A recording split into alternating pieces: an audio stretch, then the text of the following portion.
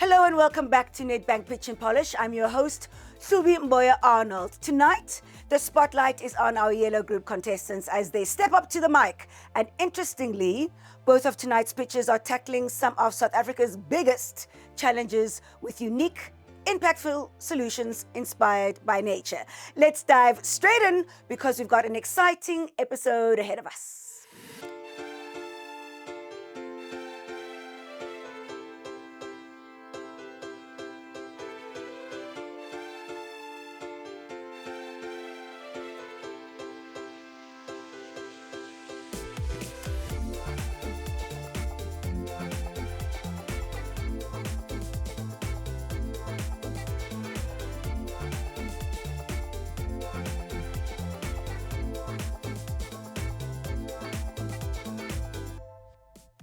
The stakes have never been higher and the competition fiercer.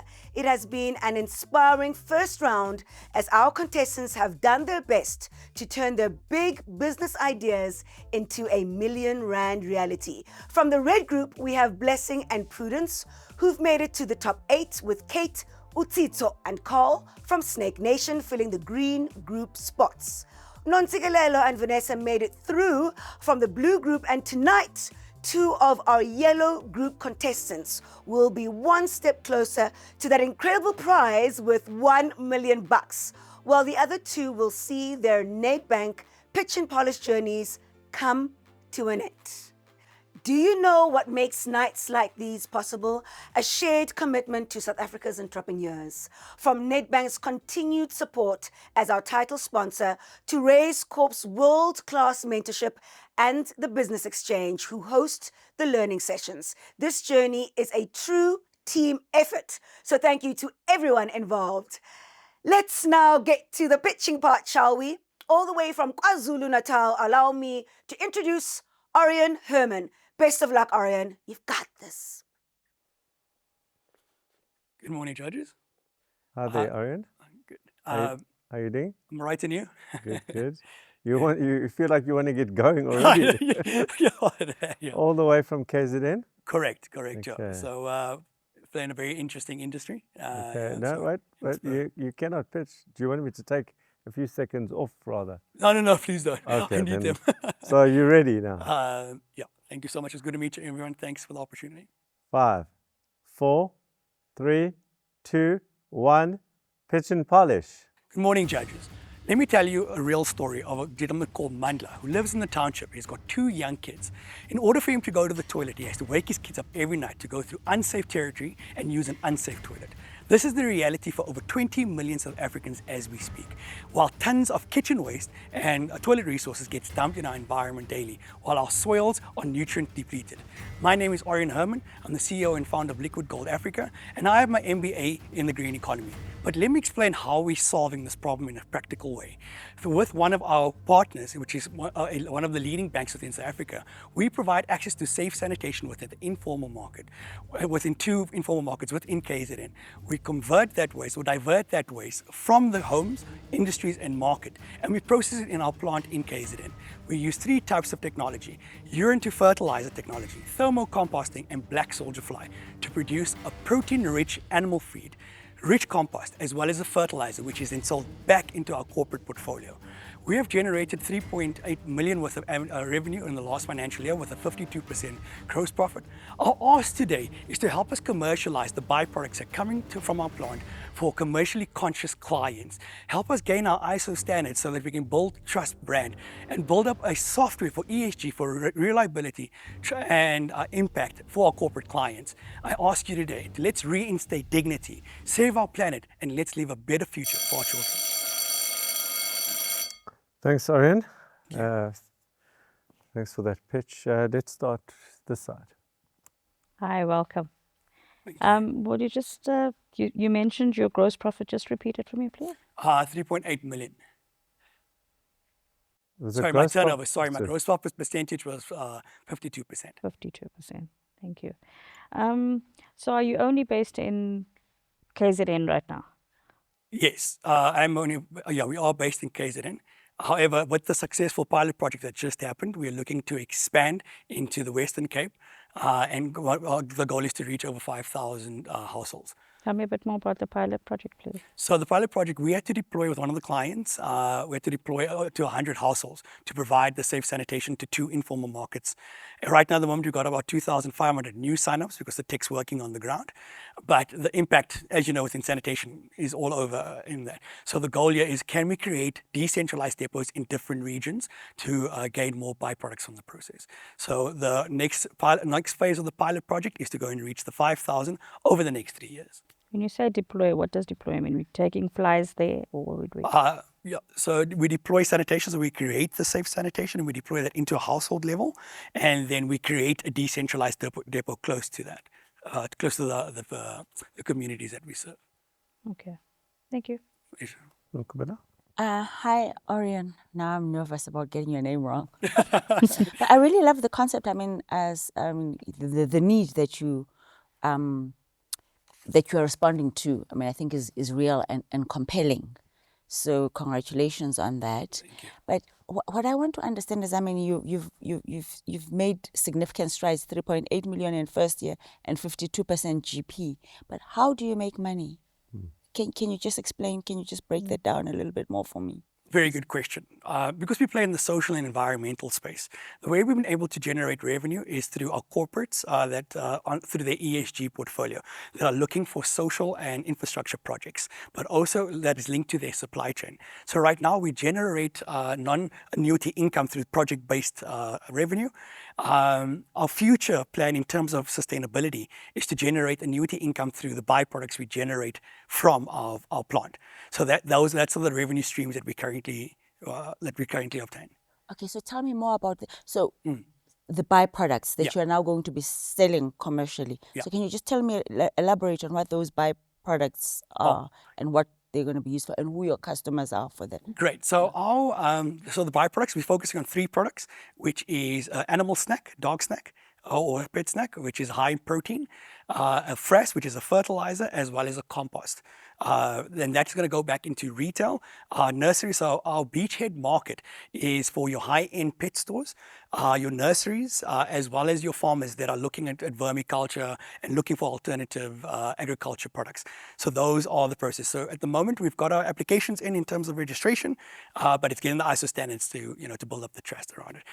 So that's what we're going to generate, because it's nice playing in the social and environmental space, but to ensure sustainability, the commercial model around the byproducts are key for the success on it. So that means we can keep on looking after the communities while generating profitable. Excellent. So you're going to use the money for product development of these 3 products, Correct. or the quality certification. Correct.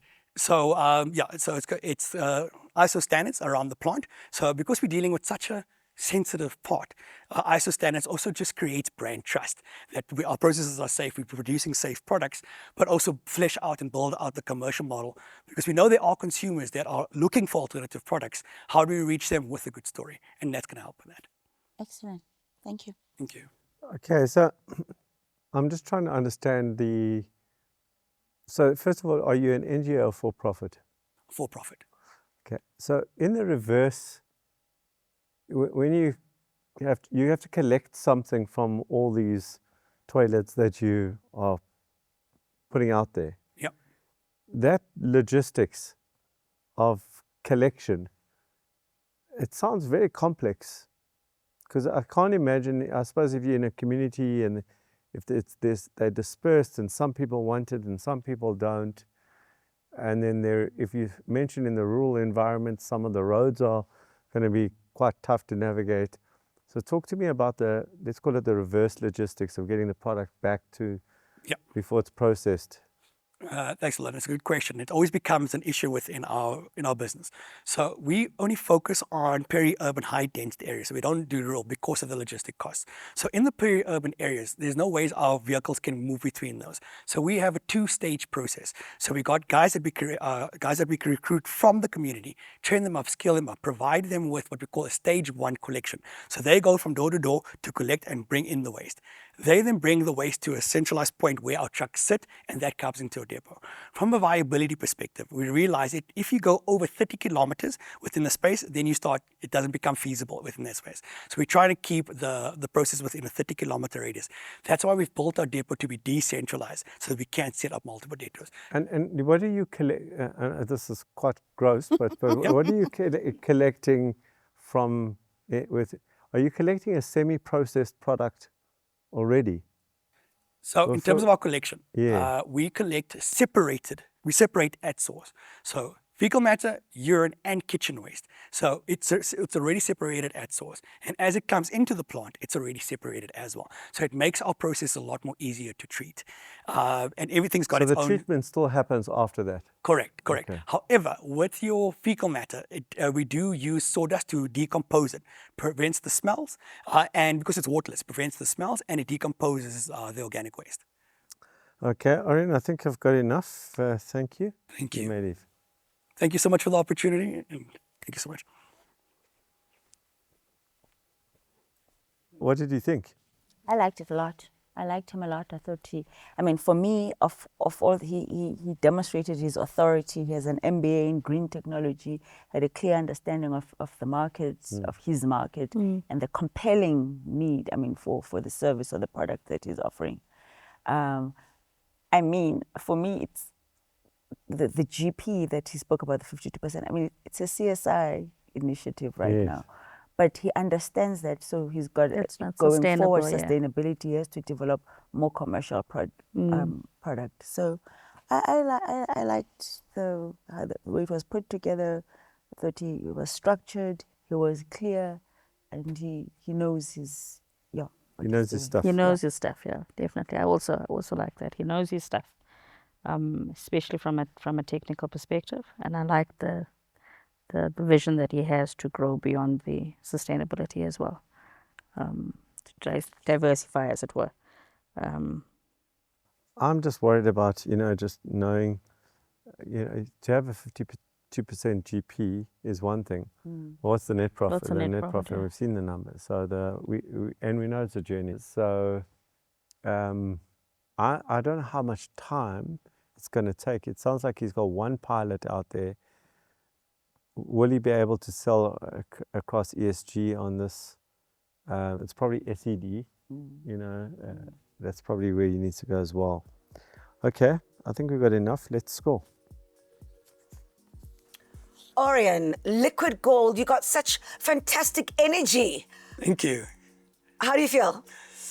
I'm glad it's over, to be brutally over. But it was exciting. It wasn't as intimidating as I expected. The judges are actually quite lovely, but very excited. I'm happy that I was here to do it, so I'm just happy it's over now. You know what? Parts and segments of your business are quite complex, and it would be wonderful for you to have more time so you could clarify and elaborate, because I think the judges yearned for that. But did you think you did what you could in the 90 seconds? My brother. Yeah, absolutely. Our business is very complex in terms of circularity. There's a lot of things moving, so to try and condense it, probably one of the hardest challenges. But I tried our best, try to paint the story as best as we can, and it's all about impact and scaling it. So let's see. You've got such great energy. Tell me about your guide, your mentor. Tell me about her. Oh, amazing. She was able to help take and compress this and get rid of the riffraff. So, and focus on the important points. So, Malaga, thank you so much. The guide was amazing. And thank you so much for the opportunity. All the very best going forward. LiquidGold, baby! Thank you so much. Let's go. Wow, that was a powerful pitch. I loved how he spoke about reinstating dignity and leaving a better future for generations to come. And who would have thought that something most of us would throw out without a second thought could translate into a pretty hefty turnover, 3.8 million, very impressive. Next up to face our judges is Oscar Monama, the founder of Pheko PM Group, which is based right here in Gauteng. Over to you, Oscar.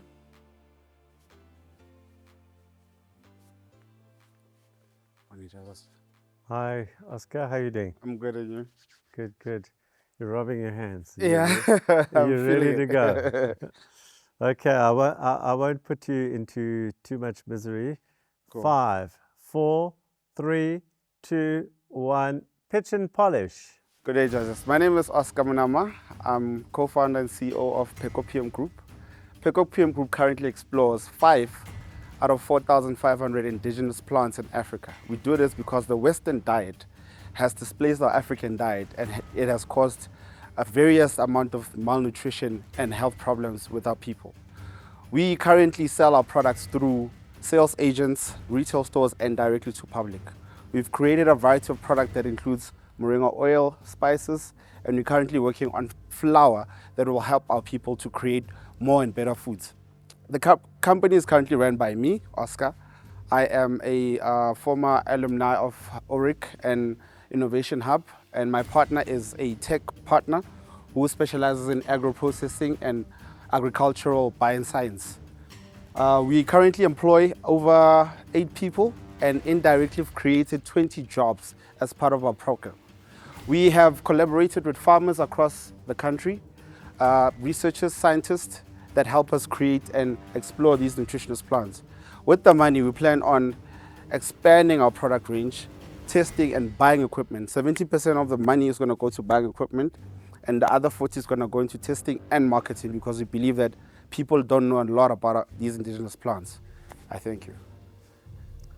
Great. Nkqubela? Hi, Oscar. Hi. Thank you. Thank you. Yeah, so you describe your business Yes. as creating superfoods. Superfoods, yes. What is the definition of a superfood? Superfood is taking a food that has exponential minerals and vitamins. So we found that with our indigenous plants, most of them have exponential minerals and vitamins. Like your moringa has about 94 out of 104 that a human body needs to operate at its optimum. Take a plant like sea moss, it's got 98 out of 104. That's the highest. So in terms of calcium, zinc, potassium, all these vitamins, so that's what we call superfoods. So it's food that we believe that if you consume, you'll spend less time at a doctor. That's what we believe in. Does it taste good? It tastes good. It tastes good. So we've got our porridge. It just came from testing. It tastes like normal extruded porridge, except it's got moringa, and it doesn't change the palate.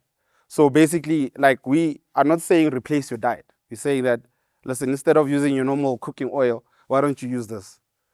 You can cook the same way you cook, except that your meat gets absorbed with that moringa goodness, and then you eat, you get the benefits of it.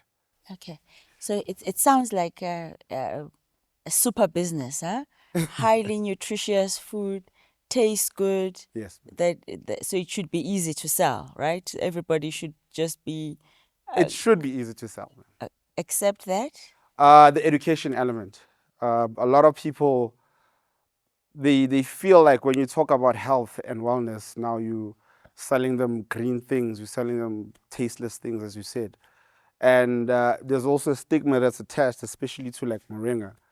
A woman will tell you that if I eat this, I'm gonna fall pregnant, or it's gonna clean me, or I'm gonna make babies for a guy, you know. So there's a lot of misconception that we actually looking at dispelling going forward. Hence why most of our priorities is to go into marketing to help educate people about, indigenous plants as a whole. So what's the biggest risk to your business then? Barriers to entry. I think for us, to be honest, it's nothing new.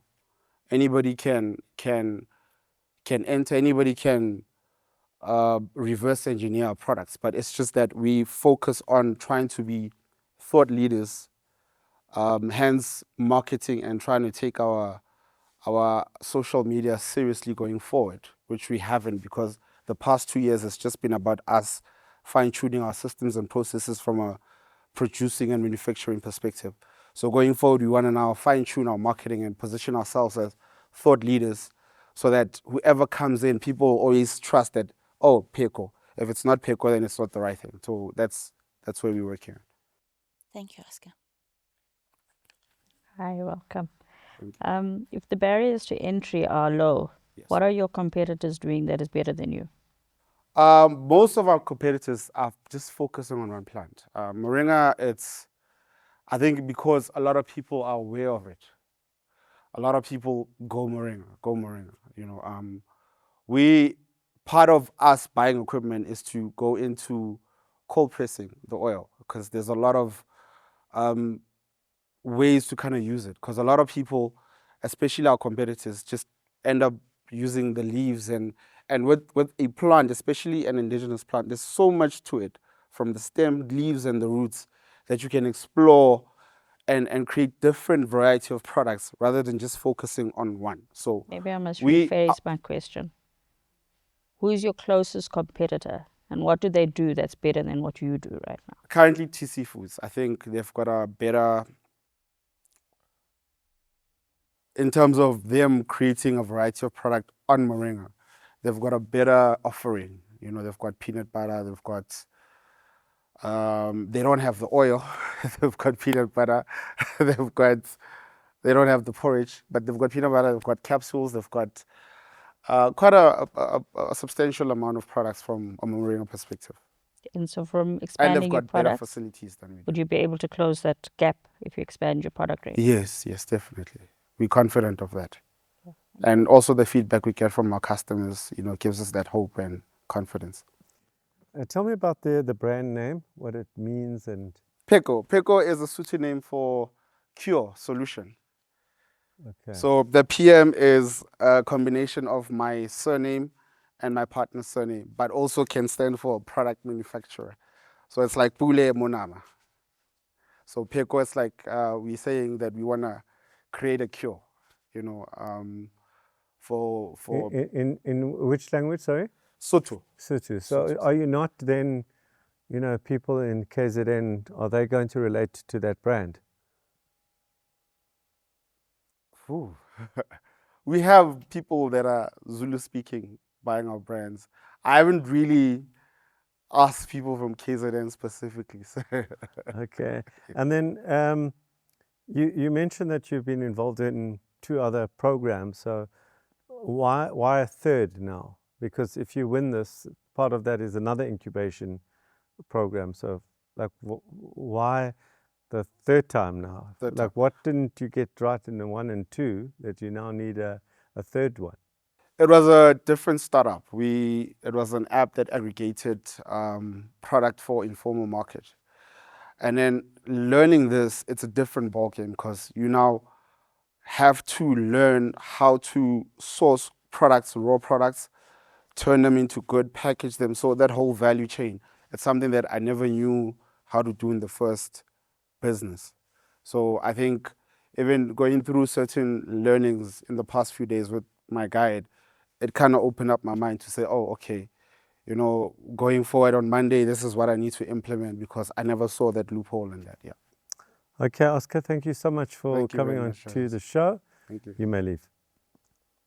Thank you. Makubela, your thoughts?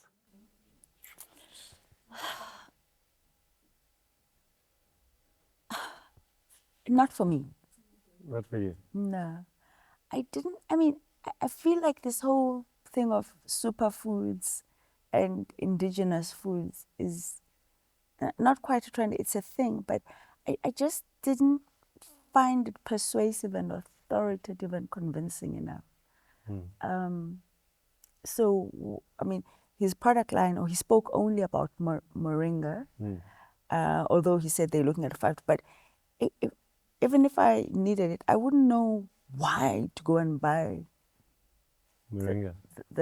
whatever moringa. And then his brand on top of that. Yeah, and then his brand on top of that. Yeah, I just didn't find it persuasive enough, compelling. I agree with you. I agree. It's like it's slowly becoming a saturated market actually, because everyone is tapping into the whole indigenous foods and you know, the health benefits around it. He's not saying, he's talking about his competitive edge being his product line. So I've just got more product, but not the benefits around my product and why my product. Also, if education and marketing is such a big thing, you've had 2 years while you were developing that to educate your market while you're at it. So you can't be a sitting duck because moringa is good for you whether it's in a bottle, it's bottled already or it's not. So do that learning and that education up front. So And I I don't mean, know. also, I mean, most people take vitamin supplements. Why don't you make it a vitamin supplement that you take as like as medicine? So I'm taking a superfood. Why must it be an oil? I'm not persuaded, for instance, that it really tastes good, because if it did, I think it would be flying off the shelves. Yeah. Or that's how it would be marketed. It tastes good, it's tastes, yeah. delicious. You know, all the chefs would be using it and stuff. Yeah. So yeah, and also, I mean, the fact that he's been in a business incubator is good. And I mean, I do accept that you're always learning, right? There's no, especially as an entrepreneur or anybody, that there's no ceiling to how much more you can learn. So I accept that, even if that was the case, but it wasn't clear to me what is the specific learning or skills that he wants his business to benefit from, you know, that'll take him to the next step. Wasn't clear to me. All right, I think we got enough. Let's get scoring. Shake it out, my brother. Shake It's it out. out, It's it's out. out, it's out. Okay, you look a bit drained and you were very focused in there. Yeah. How hot was it in that kitchen with the judges? I think the first 10 seconds felt, whew. Yeah. But then afterwards, you're like, man, they're just normal human beings. You know? Okay. They're not gonna bite you. How did you feel your 90 seconds went? Did you pack it with the punch that you wanted? I think I did. Okay. I think I focused and I hit it, and yeah, well, let's hope I did the best that I could. And you know what? I have to agree. Superfoods has such a stigma. Thank so you. I know. No, I get that. I get that. Tell me more about your relationship with your mentor, your guide. Mr. Orian is energy. I know. I told him today, I'm like, God bless you, my mentor. You know, like, you do it with such passion, with such heart, and we need people like that, especially as an entrepreneur. You know? I hope your journey with your mentor continues, especially hope so. if he changes and flips your energy to that. Thank you. Okay? Thank you. All the best for the rest of the Thank competition, you, my brother. Thank you very much. Oscar's passion for sustainability and African tradition really came through in that pitch. The judges asked him some tough questions, but I think he handled it well. Tonight, we had two incredible entrepreneurs tackling some big issues in very different ways. But whose idea will be strong enough to secure them a place in the next round? We'll find out next week when the yellow group's elimination is revealed. Okay, enough about our contestants. Let's talk about you. Here's your chance to score something amazing just for watching tonight's episode. Ready? Here's how you can get your hands on that 5,000 Rand Avo Super Shop voucher courtesy of Nedbank. All you have to do is answer one question. Then WhatsApp your name and your answer to 071-802-6981 before 12 o'clock tonight. All the correct answers will be put into a draw and we'll choose a winner at random. We'll reach out to let them know they've won and we'll post the name on social media later this week. And the question is, how much money did Orion say he generated last year? How much money did Orion say he generated last year? And that's it for tonight. Join me again next week, Tuesday night at 7 o'clock for the last two pitches of round one. More fascinating insights and another chance for you, our viewers, to win. From me, Subi Mboya Arnold. Goodbye. Mwah.